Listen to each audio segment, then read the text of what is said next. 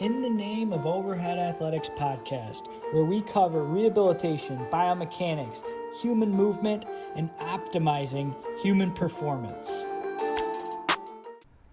Welcome back to the podcast. I'm Max Wardell, your host, and today we have a very special guest, Garrett Bullock, who's actually a former professional baseball player with the Houston Astros organization. He's a doctorate of physical therapy, and he played baseball at Wake Forest, so we want to talk to him a little bit about that as well. And right now he's actually pursuing a doctorate degree, a PhD, in musculoskeletal sciences at the University of Oxford in the UK. Welcome to the podcast, Garrett. Thank you for having me. Garrett, you have an interesting background as a professional baseball player. I know my mentor was a physical therapist and a professional baseball player, and that's a very rare thing. Can you talk a little bit about how you got into physical therapy and then even pursuing your doctorate degree a little bit, or moving from your DPT onto your doctorate in musculoskeletal sciences now? Yeah, absolutely. So I went to college as a history degree major and focused on Middle East and philosophy. And that's what I got my undergrad in. When I was going into the professional ranks, I thought when I retire, I would become pitching coordinator for a minor league organization and or move into front office. I thought that's where my calling was to go. As I moved throughout my time as a collegiate and professional player, however, I've had too many injuries to count, honestly. I had over 20 MRIs. I had so many cortisone shots, I don't even know anymore. Ended up having 5 reconstructions, etc. The thing that really bothered me about that was not so much that I had these injuries, was more of like we didn't know why I had these injuries or why other people that were specifically pitchers were having certain injuries. Current evidence-based practice, injury prevention usage, doing all this time to our care. I was always in great shape, had great strength, always doing the arm care that was prescribed by the PT, the AT, the strength coach, limiting my pitch counts, ramping up and ramping down correctly, doing all my off-season work. Still didn't really matter. And so this really bothered me. Not understanding, so I'm one player, but as an organization and looking out through baseball as a whole, from Little League all the way up to professional ranks, is we still don't really understand why injuries happen or who these injuries happen to. I think the best example is actually Mark Pryor, who you probably remember. It's like when he came to the big leagues, everyone's like, he's like perfectly pitching mechanics wise. He's like the Titanic, which the unsinkable ship, the unhurtable pitcher, and he's out of pro baseball by the time he's late 20s. And so this really drove me towards physical therapy, having an understanding of rehabilitation, injury prevention, understanding the body on a much more complex, intricate level. However, while I was in pro ball, I was actually playing for the Lexington Legends in A-ball. We played with that's where the shoulder, with one of the premier shoulder experts is Dr. Kibler, who you may have heard of. Yep. Who's the one that did all the original scapular kinematics, scapular understanding of sixth scapula, all that in the 90s and early 2000s. And I was a part of some of his studies, all his studies that are in the 08 to like 15 range published on scapula and pro ball. I'm one of those participants. And seeing how he was looking at us as pitchers, and then his findings, he would present them and his team every year, totally changed how we performed arm care, how we totally changed when we did bullpens. Prior to then, we did classic pro ball, our sides were on day 2 after our start. Because of him, of looking, and I think some of this comes with Mike Reinold as well, of looking at how our posterior shoulder muscular trauma happens after we pitch from the eccentric loading, is that we don't really gain full internal rotation until by day three. So we actually moved our bullpens and totally changed our arm care because of Kibler's work that I was directly a part of. And so this is where I kind of understood the first time of how important science and how impactful that can be in relation to having an understanding of medical and the baseball field. That was when it kind of like an epiphany moment of understanding physical therapy into research following physical therapy. And I think on ResearchGate, tell me if this is incorrect, you're listed as having 73 publications? All the ones that are out there at the moment, yes. Those are pretty much where I'm at. And I heard a statistic that says 3 to 5, 3 to 5, 3 to 6 published peer-reviewed articles is the equivalent of the amount of research that the average PhD requires. Can you tell me if that's correct or not? I would say that's pretty close. I would say between 3 to 5 is about right. Yeah, from what my colleagues and who's gone, depending on what type of, if you do a European or North American, I'd say in that 3 to 5 range is about right. Okay, so that's the equivalent of 73 divided by 5. Whew, that's a lot. So a lot of this research, obviously you've done research in other areas, but mostly pertaining to baseball studies. You've done some research with collegiate athletes where you're looking at NSAIDs and you're looking at mechanics, and you've done basically this huge array across many different disciplines in reality of research. If you were to look at some of that stuff, where do you think like research is heading in terms of what's the most important stuff for these epidemiological phenomenons and injury rates that we see in baseball? Where are we heading? I think that's a really great question. I would say that the hottest topic that I've come across within pro athletics, and this is from Olympics, NFL, NBA, MLB, and pro soccer, which I've had dealings with, is that it's really in prediction, which is what my PhD is in. Mine's in statistical prediction in epidemiology, big data. I think that's where a lot of it is moving towards. I'm not saying that's all the answer, but I think that's where a lot of it's moving. I'd say the most important answer that no one has really moved very well into, and some of this is because of the nature of sport, is causality, which is the understanding of the cause and effect of different things.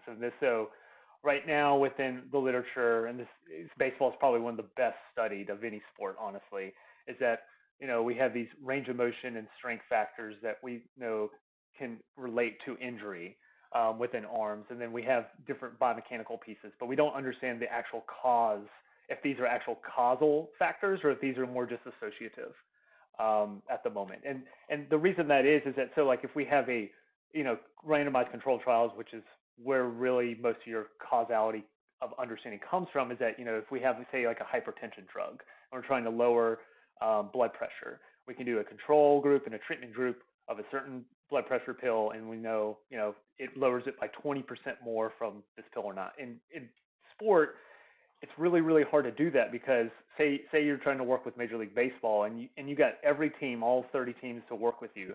Are they really going to give half their pitchers an intervention, the other half not? They're trying to win the World Series.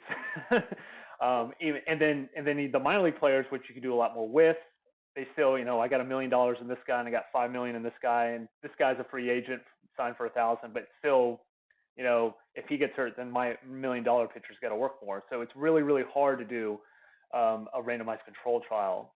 And then ethically, I know a lot of the work in injury prevention is there's been some, like Carolyn Emily's done some great work in randomized control trials of injury prevention, is that we know that injury prevention works. From the FIFA 11 Plus to Carolyn's work and to some of the stuff in Japan with arm care, but can we not, we can't ethically not give one group an injury prevention, not give them an injury prevention as control. So that's where a lot of our issues in causality come from at the moment. And it's like you said, and I'm glad you said it, it's so difficult to even look at the biomechanics of the throw and start to identify correlative factors to injury or contributing factors to injury, because one athlete, and people have tried to do it, like, the inverted W. It's like, well, how he throws from that position is drastically different than how he throws, and then how do we categorize these 100 athletes who all get to this one position, but then 25 of them throw with their elbow continuing to go up, and the other 5 drop their elbow into adduction, and then the other ones, they supinate and they bring the ball out and around. So it's so difficult. There's so many confounding variables. What are we doing to start to, I guess, solve this problem? Yeah, so that's a great question. Number one is that and this is within all science, we're starting to work much more in an open science framework and multi-center collaborative environments. And that, so like I was in a meeting probably a week and a half ago with a team. They're like, we want to learn how to predict this in our athletes. I said, that's great. That's probably the most pertinent thing you can do within your athletes in your sport. But we're going to need 3,000 people to do that. and you got less than 100, right? So we're going to need either 20 years, which practice in sports is going to change drastically in that time, or we need to have the whole league or really multiple leagues throughout the world to do this. And I think that's where some of the work I've done recently is really trying to open up those open, collaborative, open data, open source work to try to bring multiple different research centers together or multiple different teams to be able to have the power to look at, is the inverted W really an issue, or is it just that those two people that were really famous that had an inverted W got injured? And so there's so many different variances within everyone, how they throw, how they move, and being able to understand really the signal from the noise from that.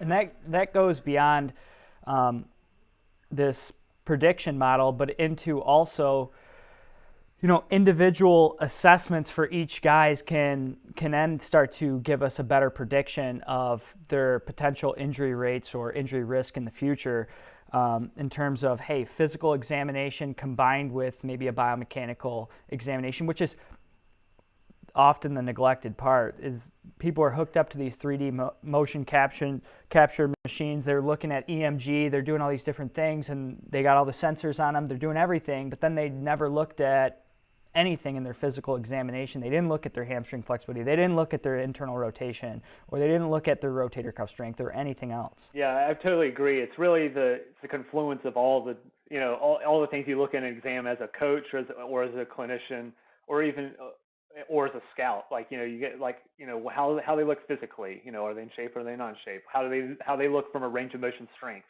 How are they move?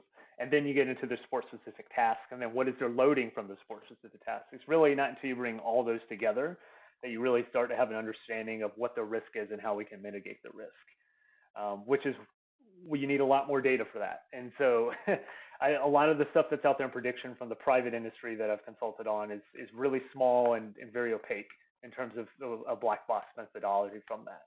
And so a lot of the work I've done, actually my dissertation is working on understanding effect size, sample size, and then the how much you can trust different predictions within arm injuries.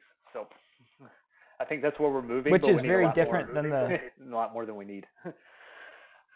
Yeah, and that's very different than the traditional, especially in baseball, which is ripe in tradition. But oh, yeah. The traditional methodology or the traditional thinking process is scouts are predicting the injury, like, oh, this guy, he's got a loose flowing arm action, he's going to be healthy a long time. It's like, what does that mean? What's the objective data behind that, or what does that even mean? How do we quantify a loose flowing arm action? Yeah, and I think in baseball specifically, we've gotten a lot better in that in the last decade, and I think especially in the last 3 to 5 years, and I think in the next 5 years it's going to get even more precision. But I think we're starting to move into the continuum of too much information, and so we're having this. Actually, I wrote a commentary with people from the NFL, the Olympics, and pro soccer from Europe about this. Is that we've moved so much into the data realm that now we have an overload of data. It's almost paralyzing, and be able to parse out what's important from that and what are the type of decisions and inferences we can make from that, and what are the implications of those decisions. I think is where we're kind of moving healthcare generally. Like the director from Oxford, he just retired, Professor Andy Carr. He thinks that the next 50 years is really going to be about consolidation of healthcare. From the polio vaccine in the University of Pittsburgh in 52 to about 2000 was really about expanding MRIs, different vaccines, different types of surgery and improving surgery. I think we're really more of like, okay, now we've done all these things, and we, especially with Google and big data and Google Health and all that, what is actually important from this? What are the factors that really mean something, not just from, say, in baseball, preventing arm injury, but also what's important to the player, what's important to the coach, what's important to that. Instead of right now, I think we're in this kind of in-between zone of let's just test everything and then see what comes out. And then it's just like you put pointillism you put your face so close to the pointillism types of paintings, and you don't understand it's not until you move back and you say, okay, here's where this trend is, this is where this trend, this is what's important. Right, we're looking right at our nose, exactly. And that's even evident if you look at statistics. I mean, look at how many statistical categories we have, and I don't even know what all of the abbreviations mean for pitching statistics anymore because there's like 150 I know. of them.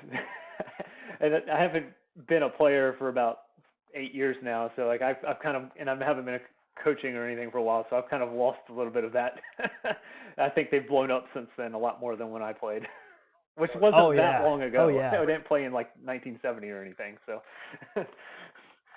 Yeah, even I was 5 years ago, and like I was looking at WHIP, ERA, win-loss, opponent batting average, strikeouts to walks, all these different things, and now there's like 6-letter abbreviations, and I'm like, okay, this is beyond me. What's this mean? First pitch strike. And that's the same thing we're seeing here too. Absolutely. Yeah, exactly. Yeah, I see a lot in this in sports generally. It's like, oh, I have a new test, I have a new metric, I added this piece, but does that really add anything? I think a lot of the work that comes out of decision analyses kind of can help with that. It's not just important to have, oh, this is reliable and valid and then has good precision. It's like, how does that affect actually your decisions when you're looking at an athlete? Does that improve your decision or does not improve your decision? And what is the harms and benefits of those actions? Yeah, we don't know what all the data, we don't know what it's telling us. And some people know exactly what certain things are telling them, and then they have 50 other tests. And that goes as far as our movement screen, which is actually how we got connected here, Gray Cook. And I reached out to Matt Cook and asked, hey, and he threw your name out there. So I want to thank Gray Cook and Matt Cook for the connection here. This is awesome.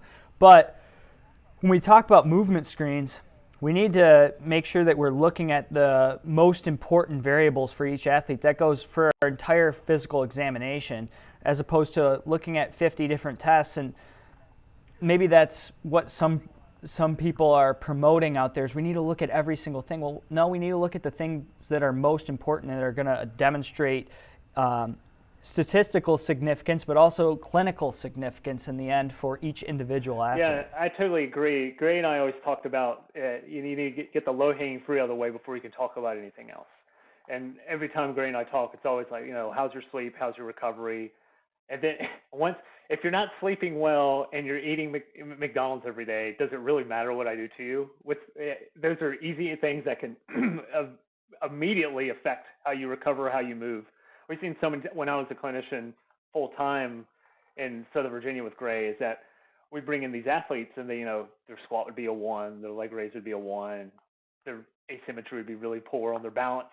And they say, well, how do you eat, how do you sleep? And they say, well, okay, drink water, start with 8 cups of water a day, add some vegetables and get 8 hours of sleep, and they come back and they're already moving better. And it made me look like I was really good, but all I did was like, this is what your mom would have told you when you were 10, eat your vegetables, get some sleep. So I think we need to start from, we sometimes forget about those important pieces that are just so easy to, or at least so simple to add. I wouldn't say they're easy. They're so simple to intervene on before we start thinking about other more high level pieces. Yeah, and you've brought up some important things here with individuals, and I just had a conversation with Greg Lehman. I don't know if you're familiar at all. And we talked about, hey, are you healthy? And if you're not healthy and you're having pain and you're having these different symptoms, one of the first steps, just like you're saying here, is to start to get healthier. And it's not always about, hey, we need to get this exact range of motion better and you're going to be out of pain. Sometimes it's, hey, if we maybe get a little bit better BMI, body fat percentage, we eat a little healthier, we go from 5 hours of sleep to 7.5 or 8 hours of sleep. Just like you're saying here, it can be drastic, especially with our athletes who, as well as I do, they're not. Yeah, you're back. Yeah, I lost you for a half second. Did you lose my audio there? Sorry. Yeah, I lost you for a half second. And so they're not always getting enough sleep as they should be getting. I've seen studies that say the average collegiate athlete is getting 5.5 to 6 0.1 hours of sleep a night, and I know guys who are getting way less than that. So, it's interesting that in this era of data analysis and all these different things, we don't focus on the simple things very much at all. And like you said, they're not always easy. They're not always easy, but they're very simple. Sometimes those are the hardest things, though. From a collegiate athlete standpoint, I know you mentioned briefly the NSAID, pain, health-related quality of life work. Is that I think some of my work is, and this is definitely for me being a former athlete, is that trying to understand their overall health and well-being, which is not necessarily happiness, but like well-being is much more of a prolonged positive state.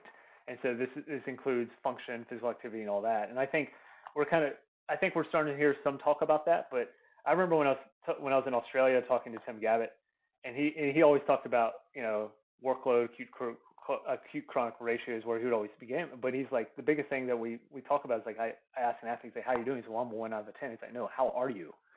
He said that was the most important part for me. And then we move into how workload affects you, and then how the different movement, strength and injury history affects from the workload. And I think some of that's really starting to come out. And I know that in the tennis world that's coming out a little bit lately, but I think we're only starting to scratch the surface of how much that can actually relate to, say, injury or time lost from sport, or actually medical care usage in the training room. How has your experience as an athlete influenced what you're doing as a researcher and then as a clinician as well? I'm guessing Wake Forest was an interesting experience, being such a notoriously small Division I school. So I'd say that number one, from a research side, my view because of my athletic background makes me think of athlete-centered research. For me, everything's about the athlete.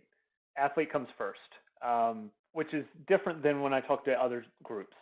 Some view purely from clinical, some view purely scientific, or some from a front office standpoint. For me, it's always like, how is this affecting the athlete? What is the burden on the athlete? How is this going to improve or hurt them? Does this add or subtract from their time? And then are they going to believe it? There's so many things that you bring to the table with an athlete, and then they're just like, no, I'm not doing that. It could be the best thing ever. Like a great example is that with strength, shoulder strength, and with pitching in professional baseball. Talking to Ann Cools at the University of Ghent, that a lot of her work's into strength endurance for the pitcher or for overhead athletes, and so that's probably a better marker than just maximal strength and say one time.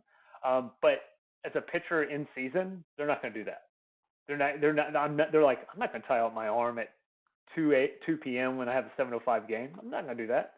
I'll do it in the beginning of the season before it starts, and at the end of the season, I'm not doing that when I have to pitch tonight or get up or go on bullpen. But they will do one maximal external rotation. So while the endurance one is a lot better, you're going to have to go with the maximal strength one, because they don't see that as fatigue, and they're like, okay, I did that external one time. From as a clinician, I would say that it really helps me get inside an athlete's head, and also allowed me to be able to really relate to them, especially after injury, of talking about my own experiences of athletics, of my depression issues and feeling not being able to contribute following major injury, and how that related to the recovery curve from that, and being able to acknowledge that, I think was really powerful as a clinician. Of saying, I've been here, this is what happened to me, this is the issues I had, I felt this way, these are the symptoms I have, and this is how I kind of got out of it. I'd say that those would be the two biggest. Yeah, I like that.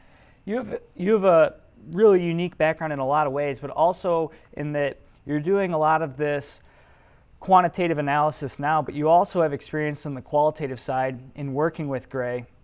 And that's where we largely are at the Overhead Athletic Institute. Obviously, we have quantitative assessments that we're taking athletes through in looking at external rotation torque or these different things like you're talking about here. What is their strength in internal rotation or external rotation? And we measure that. And what does the dynamometer say here? But we're doing a lot of qualitative biomechanics. And if you only have one of those two perspectives, you're probably missing out on a great deal of it, especially in my mind, especially if you're on that quantitative side and you don't dip into the qualitative side at all, because athletes are individuals, and if you're only on this side that only says what the research, okay, we look at front foot strike and this is where you have to be, and you have to be at this point at maximal external rotation, well, you missed out on all of the other components that the research couldn't analyze very well.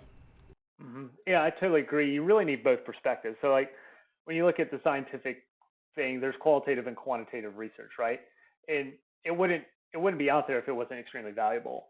It was Karendeep Singh at the University of Michigan made a great point about 2 weeks ago, which I know I tweeted about, is that it's not about what's happening in the greater literature, it's about that patient in front of you right there. It's that, and that patient in front of you doesn't care that, the odds ratio of this is, when I use this intervention, or the risk ratio of this is that. They just care about, like, how can I get better? Or am I going to get hurt? Or am I going to pitch again? That's what they care about. If I have this elbow injury and I'm 15, am I going to be able to play on my high school team? Or am I going to have a chance to still play college? Or am I going to be able to come back this season? That's what they care about. They don't care about the research. They care about being better. And that parent, same thing. They care about their son or daughter being able to be healthy so they don't have long-term issues and they can be happy and play this sport right now, which they love. And same thing if you're a collegiate professional. It's a little bit more intricate as you go up, but it's the same thing. And I think sometimes we lose that on the research side. And on the qualitative side, I think sometimes we have our own implicit biases from our own viewpoints. Like my bias is always towards the players. Sometimes I would argue that's always a good point to stay on, but there may be things that I think about that may be invalid because of that. Maybe I'm too much invested in a player versus, looking at the overall body of, the population. So I think it's really the combination of both where you really kind of get more the best bang for your buck. Combination of both. Yeah. So in your research now, you're looking at a lot of these injury prediction models, and you're analyzing a lot of former research as well through literature reviews and meta-analysis and these things. And you're looking at, I'm interested to hear just some discussion back and forth on some of the NSAID and anti-inflammatory studies that you've done, especially because you've done so much research and investigation into the collegiate athlete, which is where I think they're probably used in excess. Yeah. Yeah. A little bit about that study. That was a study. I'm going to give a shout out to Folly Christopher, Ellen Shanley, University of Elon, Wake Forest, and ATI Physical Therapy, University of South Carolina. That was a conglomeration of us because we all came from former athlete backgrounds and trying to understand athlete health, general athlete health to a much better degree, which has really been overlooked. And what we found is that almost 1 in 2, it was around 40%, used NSAIDs that had pain every year within the season. And not just, I have my hand hurts today or my knee hurts today, like pretty proficient pain throughout the season. And that out of those people that over 60 or 70% use some type of NSAID, ibuprofen, Motrin, et cetera, throughout the year. The worst part, though, to me is that most of those athletes never talked to any healthcare provider about their ibuprofen, Motrin, NSAID use. They just either bought it themselves or they got a family member or friend to buy it. And so and that their dosage was not informed on, not even on what it says on the bottle. It's like, you play baseball, it's classic. I got to pitch today. I'm just going to take eight ibuprofen and go with it. I remember, I used to be one of those people too, and that can cause some serious ramifications, not just from like internal GI stomach issues, but also from musculoskeletal tendon weaknesses, but also the classic of I took eight ibuprofen, so now I can't feel my arm, but I'm now going to throw into a tear because I'm quote unquote numbing my arm so I can pitch today. And I think that's where a lot of the really scary issue to me is that we need to do a lot better job of monitoring that, especially at the collegiate level. And then also being able to educate them, and not just them, but their families, on what actually is good healthcare literacy and good healthcare use of, say, ibuprofen in terms of returning or trying to mask pain. I think that's where a lot of that showed, and I think that's where the qualitative work will really come in. It's like, what are the families thinking? What is the athletes thinking when they see when they use and think about using NSAIDs. And then like on the quantitative side, it's like, what is the prevalence, which is the amount of people using it, and what are the barriers and facilitators to help change that? And I think that's where that can really mess together. It's funny that you mentioned the 8 ibuprofen. I had a buddy. Every pitcher's done it at least once. Let's be real. My buddy every game would have the Elite liquid gel, or the Aleve liquid gels, just dump like a handful, 8, 10 of them, and just throw them back. And he had like the extra strength. And whatever. And I said, hey, I don't think that's how that works, man. He goes, have you seen my stats? I'm like, yeah. He goes, it's working for me. Absolutely. So, I got to keep my spot. I mean, half of it's just I got to keep pitching, because if I don't, then someone's going to take my spot, and then I'll never pitch again, or that season. And in professional sports, I know it can go a bit farther at times. Because my mentor, Ed Martel, and he was with the Yankees organization, he was kind of where his stats would go like this, and you knew he was healthy, and then they'd be down here, and that was when he was injured. And being the minor league pitcher of the year for the Yankees, and then having all these shoulder injuries, he knew he could make, and he did make the 40-man roster, but he knew he would make the major league team if he was just healthy. And he said, I want the purple ones today, the purple pills today. Those seem to work better than the green ones. And at the time, it was one of those things where, hey, we got to make the athletes happy, and we're going to do whatever, we'll give them whatever, whatever they need to stay on the field. And obviously things have changed a little bit with this prescription of pharmaceuticals, but muscle relaxants, and this goes beyond NSAIDs. Absolutely.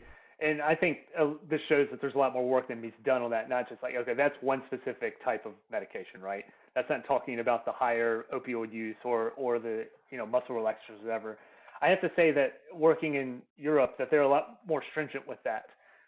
Talking to some of the UK Olympic physicians, is that like you have to, and this is what we had to do in our minor league system as well, is that if you had to take, say, even if you wanted 2 ibuprofen, which could be for a number of reasons, you had to sign it out. It was in the back, and they would periodically check their bags, or we always keep in our baseball bag and just kind of throw it in the side. It's like, no one's going to see that.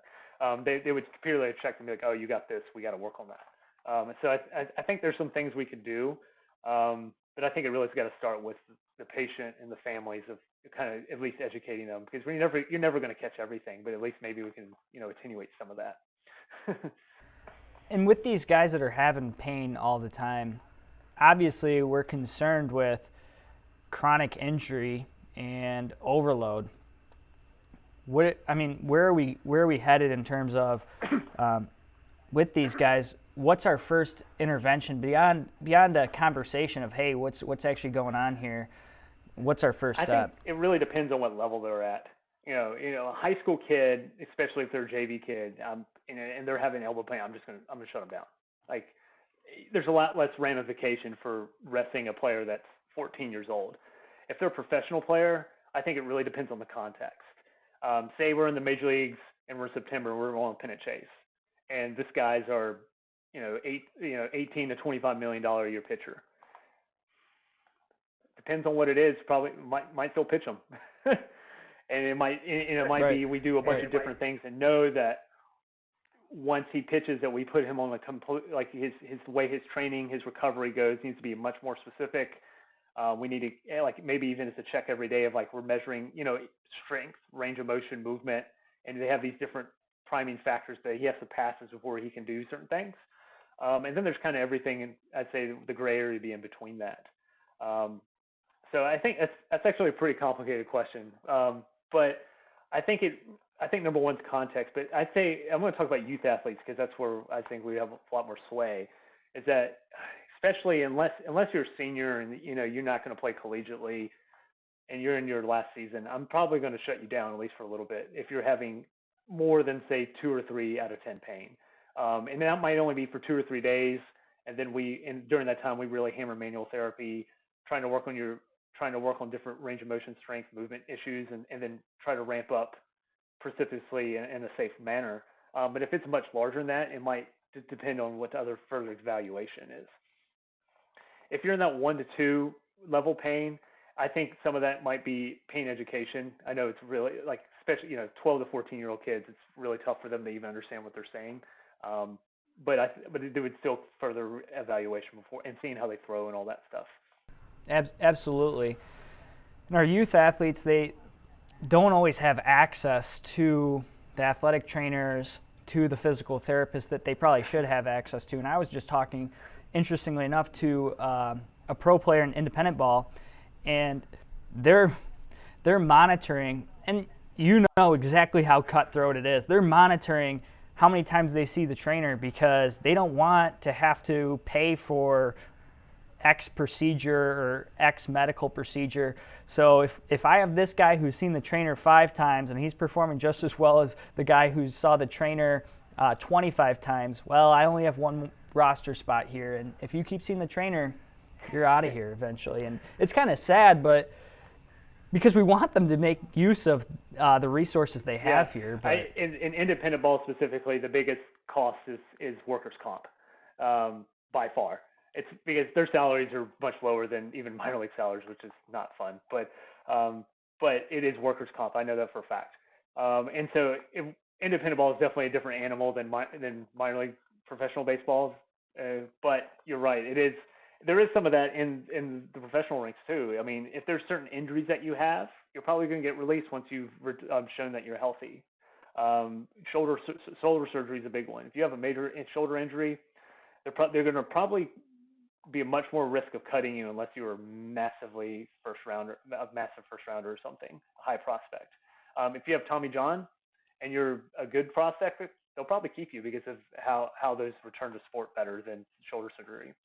So there is, and then if you were I was a person that was in the training room every day, shows how resilient I was as an athlete. But more risk to cut you just because of that, because they see that as more at risk for you not being able to participate. Let's change direction a little bit here.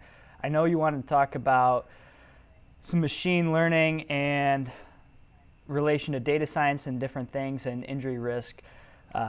Let's go into that a little bit. As I already talked about, my dissertation focuses on prediction, statistical and machine learning methods, deep learning as well. One of the things that I've seen, and this is working with multiple different professional sport industries, is that there's really, machine learning is super hot right now. I mean, this is within anything. A lot of people call it artificial intelligence, which is, I would say, less correct term, depending on what you're talking about.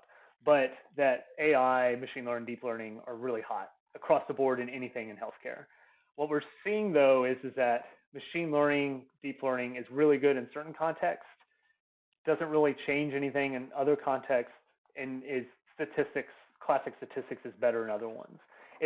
So like a lot of the work we've done is that looking at biomechanics and machine learning, and actually machine learning does much better than like classic statistical regression when it comes to predicting, elbow valgus torque, shoulder extraction force, pitch velocity. Yeah. Oh, that's awesome. It's because of the precision of the biomechanical analysis. 3D motion capture is the gold standard. The precision is very high, but it doesn't do so well in more range of motion. What do you think human collected factors, range of motion, strength, stuff like that, and that's because of the measurement error with that. So there's a lot more noise in those type of factors compared to, say, a more of an instrumentation factor such as biomechanics. Classically, machine learning was first introduced for like facial recognition and like MRIs, and so like that's all machine. It's instrumentation based, and that it does like facial recognition MRI is phenomenal. Doing a convoluted neural network, nothing can beat it when it comes to like compared to like other types of statistical methods. But when you get the more the human gets involved, the more noise there's involved just naturally, because we're not all robots, and that we actually see a lot more noise. So it's really the context of what you're looking at and the data the type of data collection that's used. It depends on which one's going to be more valid. I shouldn't say more valid, better performance from machine learning, deep learning, or regression. With the machine learning here and AI, there's all these consumer products that are coming out on the market, and I'm concerned a little bit with many of them, and I'm not going to mention any names, but I'm concerned with them because they'll take one video from a phone or a camera in one angle, and then they're equating that to 3D motion capture. And really, I think even a bigger problem is you have a cell phone that's measuring that's doing a 2D video, and then you're extrapolating range of motion in your assessment. So I've actually seen some that they're doing overhead squat assessment, they're doing the athletic stance IR, and then they're telling you, okay, well, there's actually a 12-degree variation side to side. It's like, okay, let's look a good question. and see. So there is some actually really good technology out there from camera-based to understand different movement patterns. And then, however, I think it really depends. It's really how they're using the context of what the recommendations are. Like some of them, and I'm going to have to tell FMS for doing a really good job on this, is that it's really used to say, we're seeing something here from the self-use. Now go see a physical therapist. Instead of, and I think and I'm good with that. Great, I think that's great outreach. If let me have self-empowerment as a patient to see, I'm going to move in certain ways, I'm going to do certain things, and then it's going to say, I think that there's some things we're seeing through this. Now let's send you to a physical therapist for more examination, or athletic trainer, or a physician, et cetera.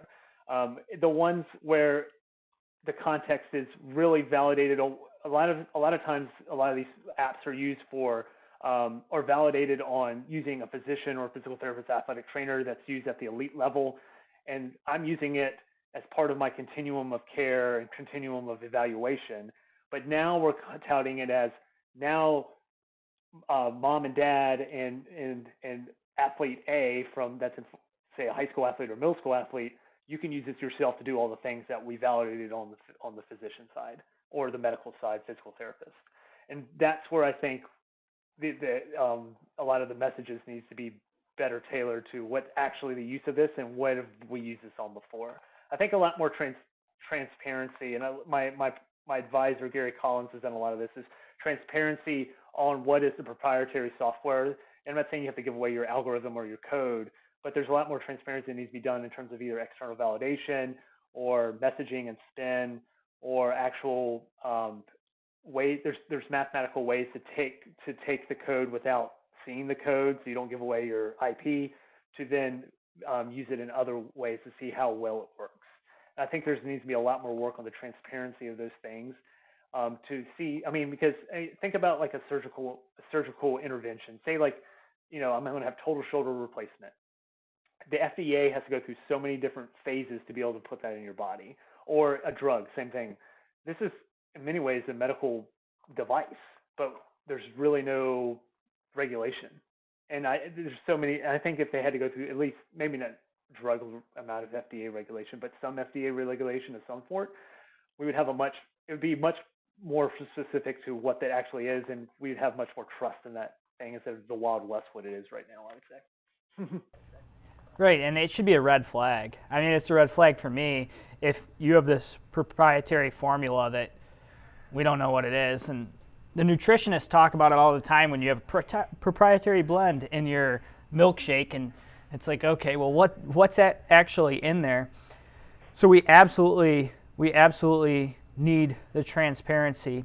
And I mean, there's a lot of interesting dynamics as it comes to, like, people are trying to protect their thing from being their formula or their code from being stolen and different things like that. But at the same time, it's way too ambiguous, and a lot of times it's a little bit fishy. I've been on a lot of calls with different companies trying to tout something or try to get us to validate something, and it's pretty apparent pretty quickly. Do they include stakeholders, so like parents, coaches, athletes, strength coaches, et cetera, within their development? That's number one. That's apparent in 3 minutes. And then number two is like how transparent are they being, or how much have they gone through the scientific rigor? That usually comes out in about 30 minutes. All right, so talking about analysis of throwers from the clinical side of things and what you've seen on the research side of things, and starting to integrate those two.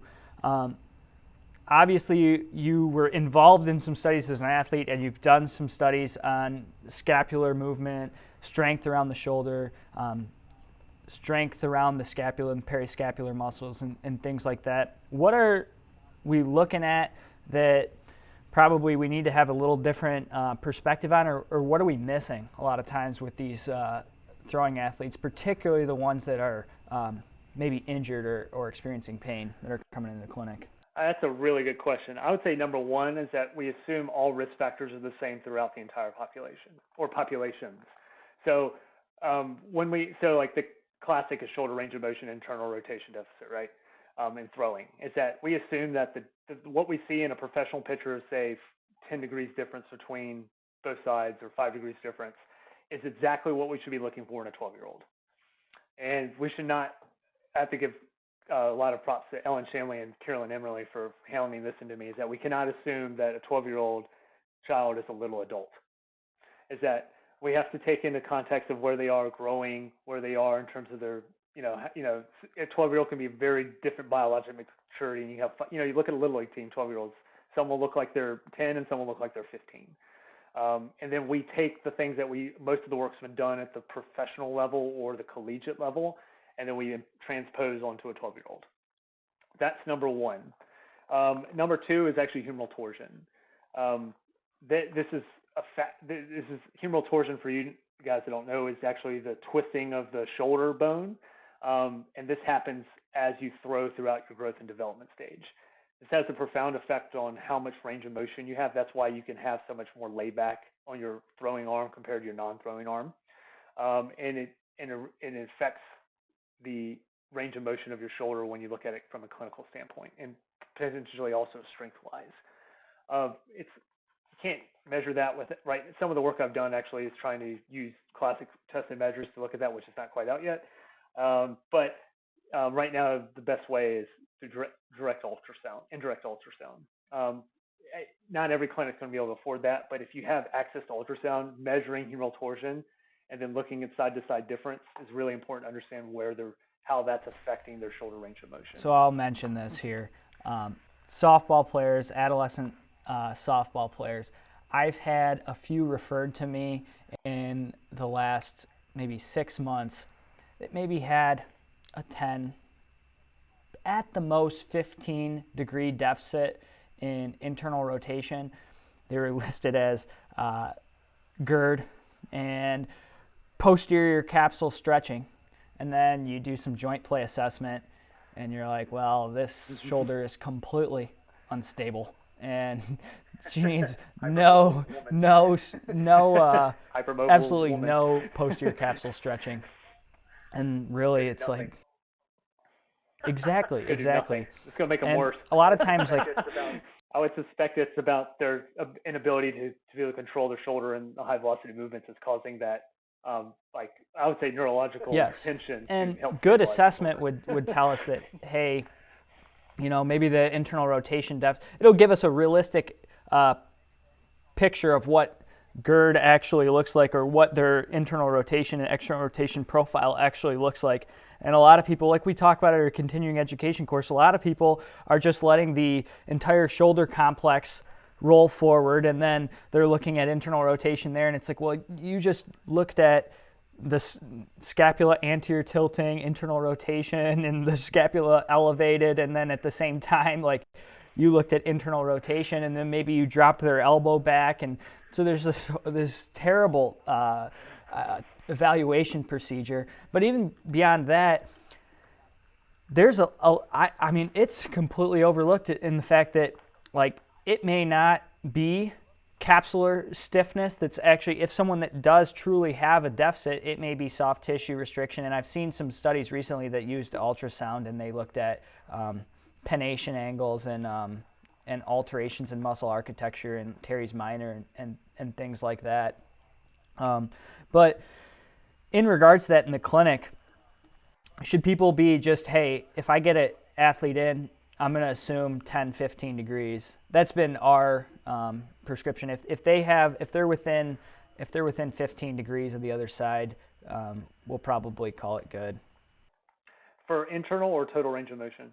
For internal. If they're within 15 of the other side, what would you say? I mean, we're always looking at total arc too, but. Yeah, I would say that's probably too wide. I would say more in between 5 and 10. Is yeah, I'd say 15 is probably a little high. If they're young, if they're 12 and they went through a growth spurt, that might be more close. But I'd say if they're 15, 16 plus, I would say more like between 5 and 10. Hmm. Yeah. I really like how you talked about how it's not just, you got GERDs, so we're going to give you stretching. The hyper mobile females is the best classic example of that for a thrower. But you also see that, and don't be assumed that a 6'4", 240-pound male is not also hypermobile. You just assume they're stiff, but I've seen a couple of them, especially pitchers that can bring it pretty fast, that are actually on the verge of being hypermobile by the Baton scale.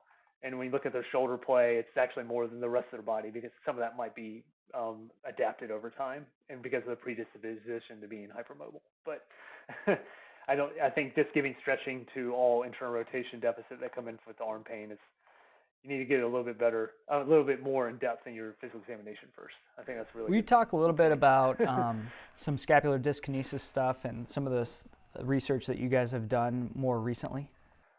Yeah, so a paper that came out in OJSM not too long ago looked at scapular posture and then looking at pitching velocity in different biomechanical pitching pieces, and then also trunk rotation and hip rotation, trying to see kind of like how all those associated with the different biomechanical factors. What we found is that there's really not much difference in your scapular posture and pitching velocity, nor was there a difference in scapular positioning in certain kinematic and kinetic factors. Now, I should stipulate that some of these were in younger populations, so if they're 13-year-olds, they might not have had enough time to adapt, and they might not be as good as a pitcher, like in terms of repeating their delivery, as say someone that's 18 years old and a senior in high school. And so what we found is that, like our overall conclusion was that, is that there's really no competitive advantage to having an overly adapted scapula for throwing. You always talk about like the sixth scapula, and some of that is, you're going to go through that throughout the season, especially when you get higher up levels of that you're not going to be able to get that upper rotation. You're going to be more anterior tilted just generally if you're closing that subhumeral, subacromial space down. But there's no, there's always been this push-pull of like, well, do you actually need the sixth scapula? Do you not need the sixth scapula to pitch?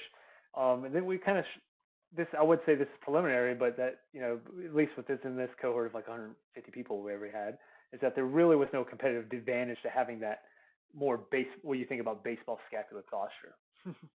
So I think this goes really back to, having good tissue mobility, having good strength, having good being able to get in good positions with your shoulder periscapular movement is really important. And it's not just like, oh, I can't do that because if I lose that, right. And that goes back to the sentiment that you always hear, which is that you have these specific adaptations, which, we know that that's what happens, but some of these specific adaptations are not going to lead to a performance benefit in the end, and this seems to be one of them. And I would venture to say that another one would be alterations in spinal rotation or thoracic rotation. And what we've seen just anecdotally is that athletes that swing right-handed, throw right-handed, tend to rotate a lot better to the left, and they're powerfully doing it a lot. And that adaptation, it's great that they have great rotation to the left, but they also need pretty good rotation to the right as well. Is that what you found, or what have you seen? Yeah, so that was why we looked at hip rotation and trunk rotation, and see, like, do you need to lose that? We see about 8 to 10 degrees difference on that contralateral side. And like for me, for example, I've lost so much of my trunk glove side rotation, it's not even funny. But what we found is that there was really no difference. And so if the people that lost it or didn't lose it, there's no difference in their pitching velocity or different kinematics within their throwing motion. And so there was really no competitive advantage of losing that trunk range of motion or that hip range of motion. And some of it's just, it really comes down to trying to keep them more towards neutral in those specific factors. You're never going to get, their thrower, and, especially get to higher levels, they're never going to be symmetrical. You don't want them symmetrical, but you don't want them to be going so towards that adaptation that it causes injury. trying to keep them as most equal as you can throughout the season. And that goes as far as a lot of our athletes. Just because they're symmetrical doesn't mean what they have is good, and that's for range of motion and strength. Just because they're symmetrical in their external rotation strength does not mean they're strong. Also true. They could be doing 15 pounds, so they're symmetrical, but they can't hold their shoulder when it gets into that release. So we're coming up here in an hour, and the question that I usually leave all my guests with is, what is one thing that you would want to leave the audience with? And maybe in this case, specifically for clinicians who are working with throwing athletes, from this perspective of either injury prevention or rehabilitation that you've seen in your investigation, your clinical experience, and your research? I would say number one is that don't always focus on, number one is focus on modifiable and non-modifiable factors together, not just on the modifiable when you're assessing risk or return to play. That would be my biggest one, is that a lot of times we think about, I can change strength, I can change range of motion, so I should only think about those when I'm thinking about return to play or risk or prevention methods. But it's really the context of the entire person. What's their injury history? What, how they built.